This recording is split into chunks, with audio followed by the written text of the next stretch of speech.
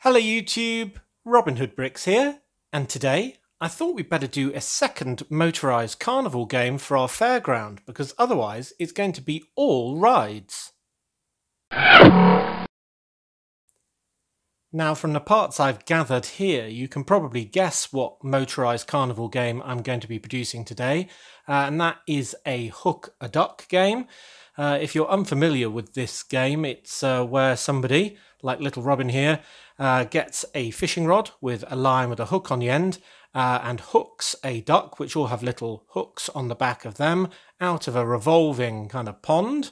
And when they successfully do that, they get rewarded with a prize, which traditionally in the UK and quite a few other places, according to my subscribers, you get a goldfish in a bag. And this is made out of the wonderful Goldfish bowl piece that comes in the 21324 set of 123 Sesame Street. That's a bit of a mouthful. And just to make those more bag-shaped and easier to grasp, I've added one of the plate with shaft part 20482 on the top. So I think they're a really good prize.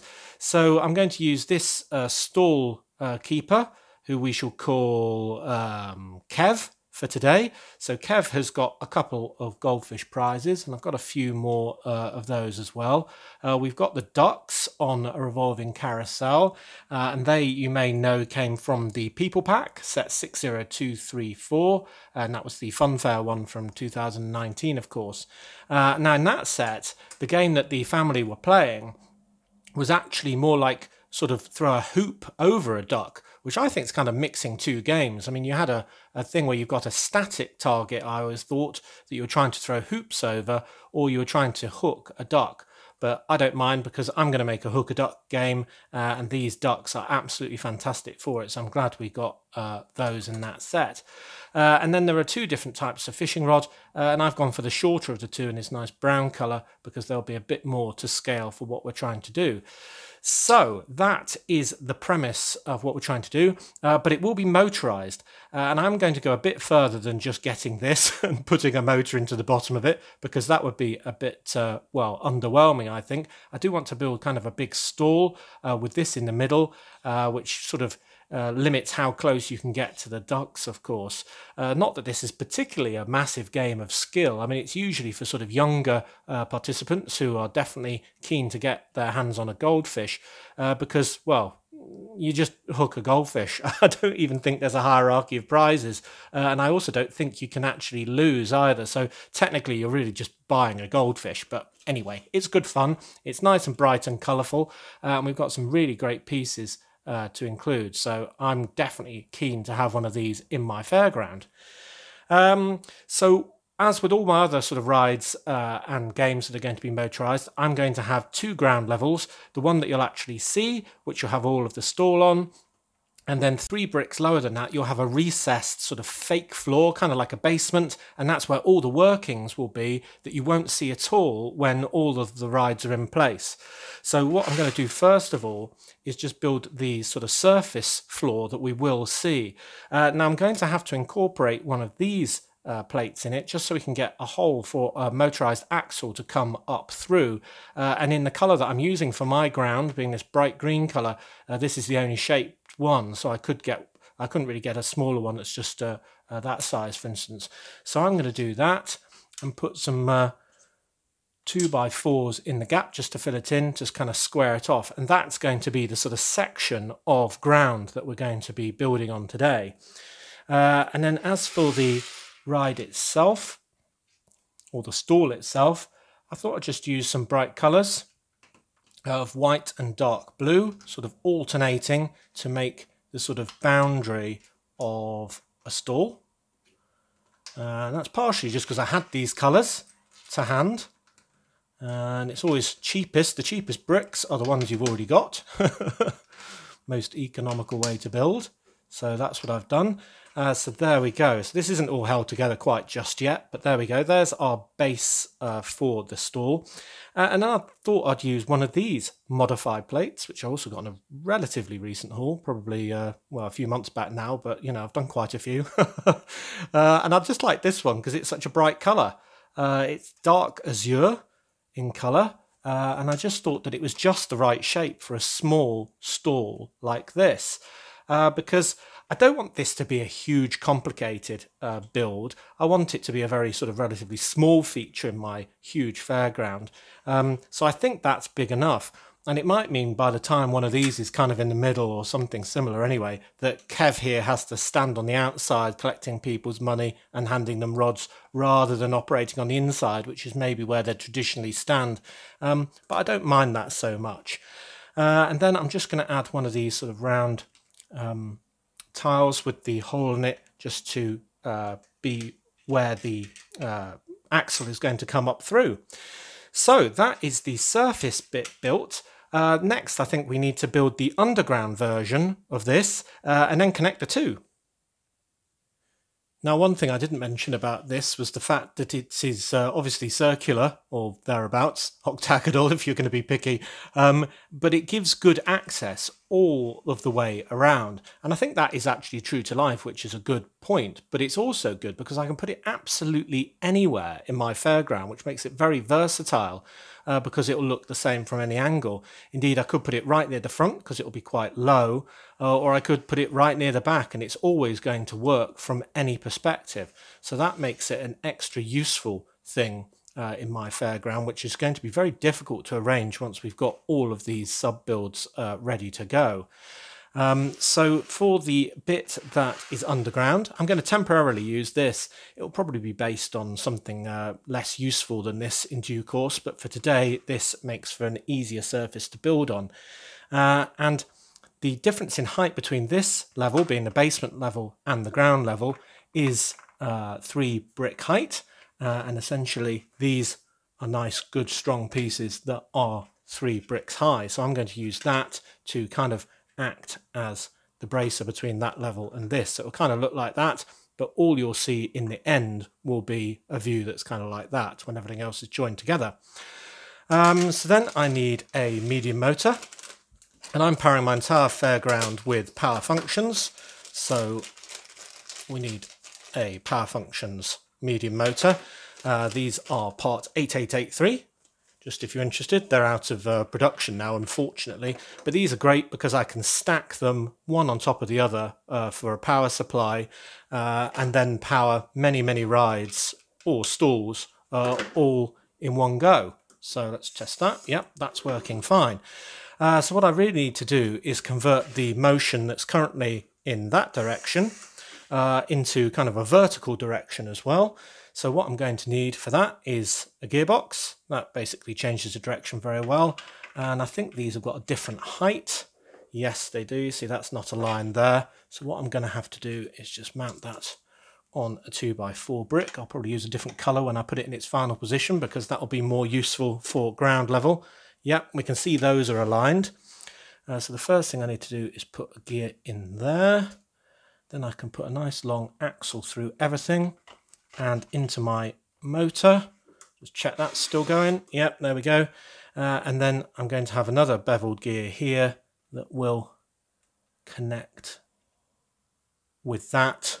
And I'm going to pin that in place just with a round brick because that also has the nice hole in the top. And if I can do it right, is that in position? It's a bit hard to get it right. But when it's in, it's fully in. There we go. So hopefully you can see in that hole, can you? I'm not sure you can, but if you could, you'd see that the gear is spinning in there. You can sort of see it through there, and that's held in place. So that is pretty easy, really. So then we can actually build in that layer above onto this, like that. And that means that my medium motor is completely hidden from view, and you won't see it or its cable or anything else. It might even subdue some of the noise of it in due course, and all you'll see is the stall itself. So that's whirring away very well. And then for the next section, I'm just going to have a 4-long axle going into a round plate and a round brick, and that will go into there. I'll have to poke it down a little bit further so it makes contact. Is that gone? There we go, looking good. And then I'm just going to make this as the sort of pond that the ducks are swimming around in. I've got a a normal dish piece in dark blue that I've connected to another one of those tiles with a hole in, just to change the stud direction, and then that can go like that, and then hopefully the whole lot will spin, which it does. So far so good. Now the only problem with this is it's going very fast, and it'd be very hard for a young person, especially with a fishing rod with a great big hook on the end with a dangling string, to hook a duck if it was going at that rate. But the good thing about my power box is that I can turn down the speed to an incredibly, whoop, that stopped it, to an incredibly slow speed. So that's a lot more appropriate. So this is where I think we need to add some ducks that we can hook. And it's a bit hard to have them all standing up actually in a dish like this. There we go. And the really good news is that I got 2 of those Fairground sets. So I've got a second one of these with 3 more ducks on.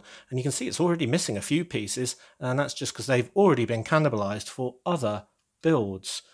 I'm always stealing bricks from one thing to do another, as I'm sure you are as well. But there we go. So then we can have our, whoop, there we go, pile of ducks. Now that looks pretty fun if you ask me. Still going quite fast though, isn't it? But the problem, if I go any slower, is that it actually stalls. It hasn't got enough sort of juice to kind of push it round. So what I might have to do is gear down the motion. So basically we can have it at a higher speed on the battery box, but actually still turning much more slowly. So you do that by gearing down. So I think we'll have to do that next. Now, before I do the next stage, I think you probably all want to see what this looks like on full whack. So I'm going to crank it right up and get ready to catch flying ducks. Yep, thought so. Good fun though. Should we do that again? That was really good fun. Yeah, so I don't want it on full speed, but gearing down I think will work well. And there's also the alternative. Let's do that again. Full speed, ready? Ooh, oh, oh, no, there's that hanging on. Oh, a few did well to hang on there. So that's good fun, but another thing I could do, of course, is instead of using the dish piece, I could just use one of these round plates and kind of just stick these actually attached on. Let's see, I've got a couple more here. I won't be able to fish that one out very easily, but I'll do that in a minute. Let's save that. And then it look, oh golly, that's full speed again. Then it'd look like that. Yeah, so I kind of like that. I don't know. So we've got 2 options. One that's less secure. I tell you what, that's going to be annoying if they do all come catapulting out of that every now and then. So maybe I'll go for this just for reliability, because at least they aren't all going to catapult off if we get the speed wrong temporarily. So yeah, I might do that. Cool, so I like that, but for now I think what we'll do is build the rest of the structure around it. I'm just going to tip that one out for now. I'll stick that on there, and for the rest of the structure I thought I'd just have some columns, so we kept it really open still and 4-sided.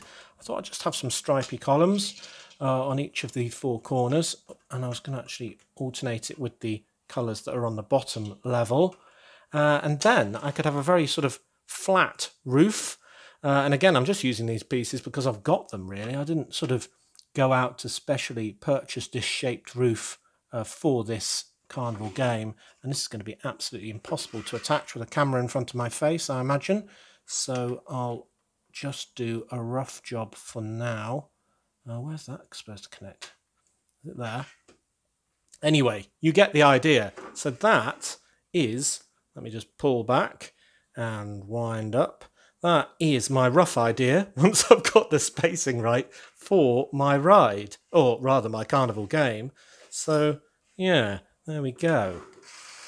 Oh yeah, too fast. So I think the next thing I'm going to do is try and gear down the speed so I can have it much more reliably powered at a much slower rate, so it's actually possible to hook a duck, because even that's a bit fast. Right, so I've managed to get the roof on straight and it's looking good, still going round. So that's looking really good. And I was thinking in the break between takes there about the absolute bizarre nature of this game. I mean, if you think about it, it just makes no sense whatsoever.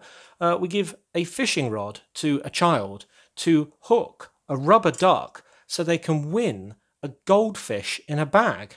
It just makes no sense. I mean, how did that tradition get formed? But if you ask anyone what they get for hooking a duck, they'll say, well, you win a goldfish, obviously. So I don't know how that's come about. It'd be interesting if anyone knows what the history of this is. But nonetheless, we'll continue this bizarre tradition in Brick Nottingham because, as I say, it does look very brilliant. So I think the next thing to do is to gear down this motor. And what that does is it allows us to have the full sort of power of the motor going around, but with a lot less speed than that.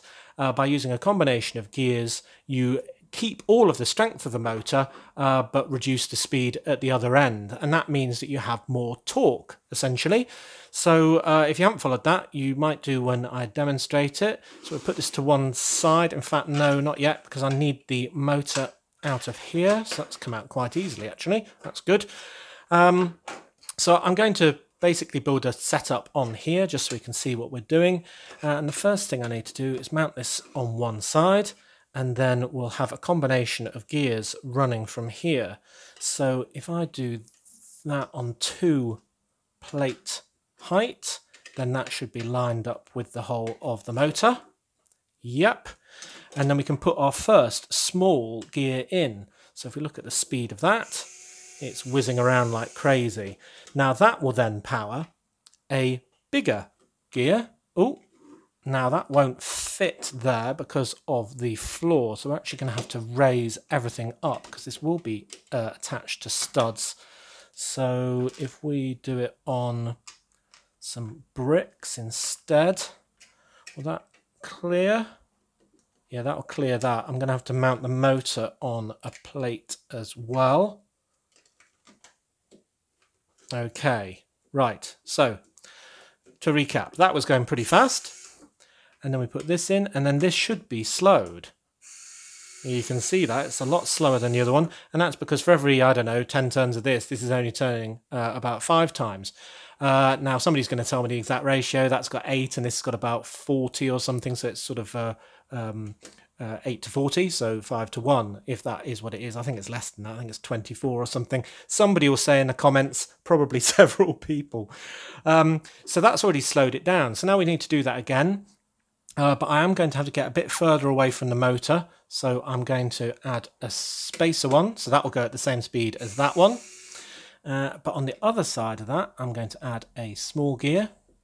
Now, there might be a better way of doing this, I must say, because I'm not an absolute expert in Technic, but nonetheless, I'm going to persevere with the way I know. And then that small one is going to power a big one on this side. And by the time we get there, it's going really slowly. So, super fast, medium fast, slow. And then if I were to really slow this down, you can see that one's just creeping along. So that is the mechanism that I'm going to use. Oh, and the other important thing is that this all fits in the cavity. So it'll be 1, 2, 3 brick height. And then it'll be kind of like that. Oh, golly. So it just fits in the cavity underneath. There we go. Cool. So the next stage for me is to transfer all of this kit into our cavity and actually have this being the bar that is powering, or the axle that's powering the ride. And that should mean that we get all the power of the battery box, but a lot less of the speed. Now we have actually raised our motor by an additional plate to do all this, so I'm going to have to actually raise all of this stuff by 1 plate, which means now that is too high.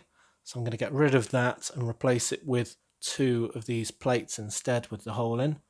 So if I do that right, then we should have that balanced in the middle of there. Yep, can you see that is in position? Or it's just slipped out of position. There we go. So hopefully you can see that is held in position in there. So then we just need to transfer all of this stuff over here, and obviously I need to get rid of that. So this all goes... Ooh.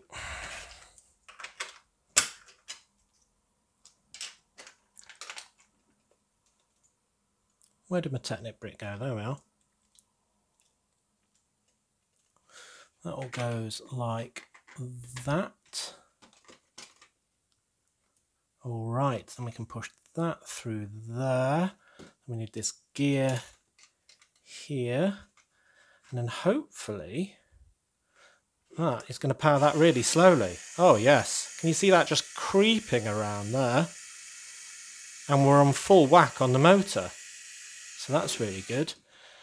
So that is hopefully all going to be completely hidden by the cavity. And in fact, we can kind of help hold up the floor above with a couple more useless bricks. And then we'll have that on there, all held in. You see how this fairground is going to be incredibly complicated to put together, because each of these rides and games has got a whole mechanism and loads of associated equipment basically to make it work. So, you know, you can't just move a ride very quickly. You've got to completely deconstruct it and then completely reconstruct it somewhere else. So I'm thinking, if I get all the pieces we don't need anymore out of the way, that shall work. I need to put that in to there. I think I might need to push this up a bit now. It's come up a bit. There we go. And then we can put this on there. And then our next dry run. Ah, now that's good. So that is on full speed, believe it or not. Can't get any faster than that, and we can slow it down even more if we wanted to until it's really creeping round. So technically I could do another few sets of gears to make this even more geared down, do another big to small through the hole there, and then powering another big one, and sort of reduce it by a factor of 5 or whatever it is each time and make it really slow. But for now, you get the idea. I think it's working rather well. Now at this point, it does occur to me that I don't have to use dark blue as the colour for this base layer. In fact, it's not as bright as I thought it might be, because I've realised that each of these bases has all of the facet bricks that I need in red as well. So I've taken the other one of these apart, and I reckon I can get rid of all these dark blue bricks that we added, and then have the outside red and white just like I have on the inside. So I'm going to take all of those out, and I'm going to put the red facet bricks in there. And then we've got 1x2s in red, which I had in my collection, so that's all right. And already I'm thinking this is looking a lot more bright. That's not very stable yet, is it? That one's fallen as well. Put that back in place. And then we can put this in. And how about that? I think that's looking a lot brighter. Yeah, there we go. Cool. So obviously you'll only see this when it's all filled in, and then I think we can add some columns in red and white. I'm actually using cone pieces for the red bits, and that's just because, well, they're the bits I've got, but that still keeps it nice and open. And I think that so Robin can go through that gap now, and that looks pretty good, I reckon. Yeah, nice and colourful. So now I can try and put this roof back on. Wish me luck. I'm going to have to lean over or just give up immediately. So there's, if I get one on, it might actually work. Oh, here we go. That feels about right. There's 3. No, come on. There we go. Oh, it's very fragile. Now that is nice and open, at least. And I've deliberately made it at 1 taller as well, just so it's a bit super tall, but that is so we can see the ducks from quite a wide area, because if you're too near it, you won't see them otherwise. So I think that height, although a bit too tall in some regards, is quite advantageous. So I can always take one out. But there we go. There is our hook a duck ride. And I reckon probably that is about the right speed. Looking good. Cool. So now I've got a few other things. I've got 3 more goldfishes in bags to sort of give to people around the fairground who've probably already won on this game, if winning is such a thing. I've also got 2 more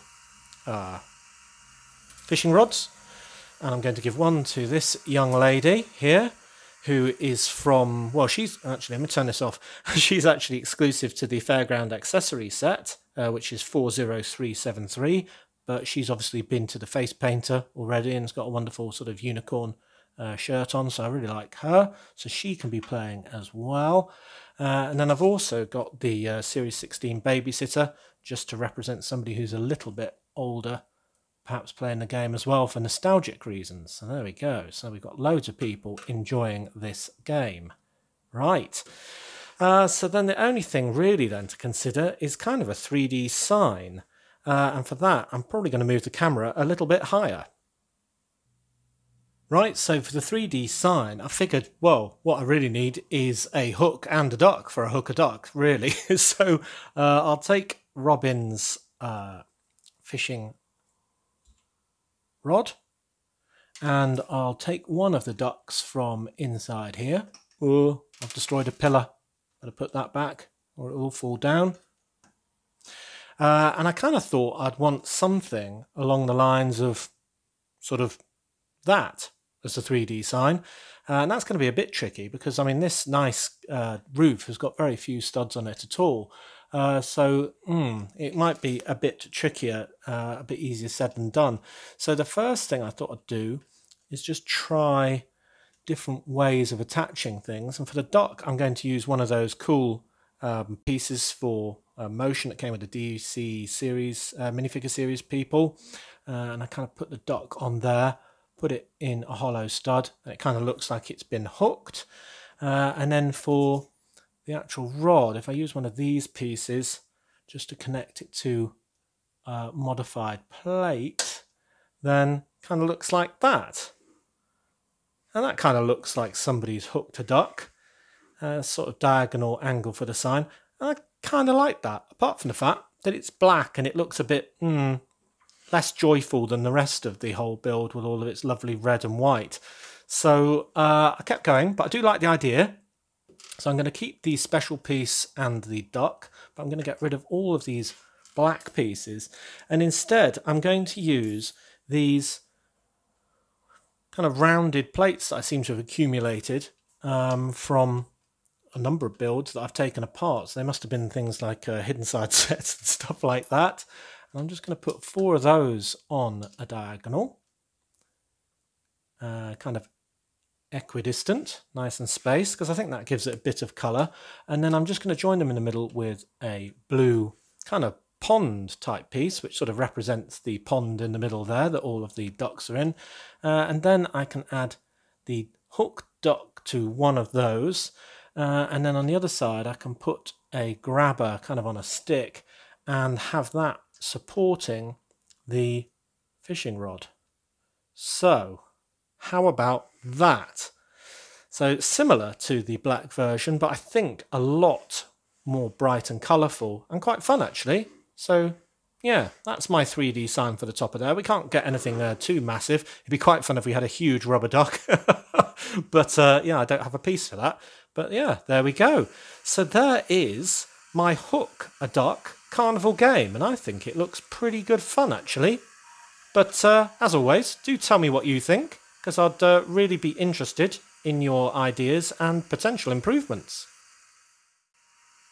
Now, when I was pulling together the pieces for this build, oh, that's quite interesting, isn't it?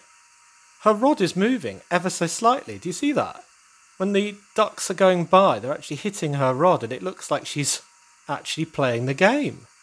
That's really accidental, but that is definitely staying when I place it. That is a really good effect. It just adds a load of life to the scene, like she's actually having a go at the game.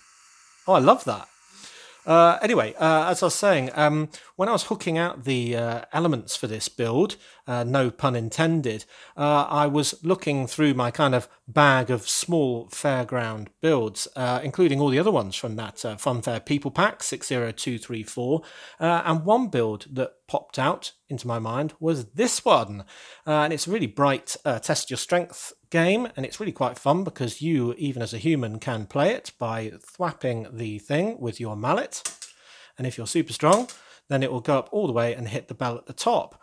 But the good thing about having this set twice is that I have two of those as well, and if there's one thing that strikes me about this is it's not very tall. Actually, it's pretty short, so I reckon, oh, you're one step ahead of me, aren't you? I could combine these to make a double height one. So I reckon that's going to be very easy to do, but probably much harder to get the sort of winning effect on. So we're going to have to take out this bracket here. Oh, where is it? It's right buried. Going to have to take it almost fully apart. There we go. I'm going to put a 1x2 in so I can kind of put that in there and strengthen the whole thing. That looks good. Then I need to put that back the right way round. Where did that go? On there. And then I need a different size plate on the back because we only want this to be holding one of the two bells, so I can remove all of that, and there we go. Now I do have to rearrange all of these lights, so we've got all the red, then all the orange, and then all the green, but I won't do that with you waiting. Let's see if I can do this. Oh golly, no, not... Oh, that was closer. No, let's see if I do it with my finger. Yeah, easy with the finger. But I think that looks much more to scale. Obviously it'll be on this level of the ground, but that looks like much more of a challenge and much more of a feature for my Fairground as well. So I'm going to swap those lights around, but I think it looks really good. Right, well there it is, with all the lights in order, and making it twice the height I think makes it at least twice as good, I must say, because it's now a real showstopper all on its own. So today we've done one very small build and one quite big one, or at least a medium-sized one anyway, and I'm incredibly happy with this, I must say. The gearing down has worked a treat. It's not even that noisy. I've accidentally discovered a way to make it look like somebody's actively playing the game. These goldfish are just absolutely brilliant, and I'm really looking forward to giving these three to people around my Fairground who've already been playing on this game. I think it might look a little too tall. Do let me know what you think of that one, but at least we can see in and see all the ducks and actually see all the way through as well. So I think this game might be very near the front of the Fairground because it's not really blocking any line of sight. And that 3D sign is pretty interesting in its own right, very colourful and very fun too. So yeah, I'm really liking it, and Kev looks very happy. He must be doing a good trade as well. So yeah, brilliant, really, really fun.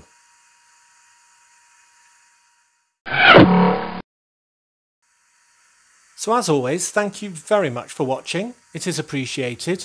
Do remember to like, comment and subscribe for more awesome LEGO videos. And if you value this channel, there are many ways in which you can support it. Do check out the links in the description below. It really does make a difference. And next time on Robin Hood Bricks, I think we'll be back in the city.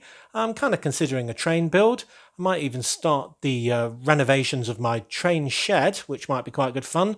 But to be honest, I usually decide on the day of recording, so I don't really know now, but do let me know what your preference would be.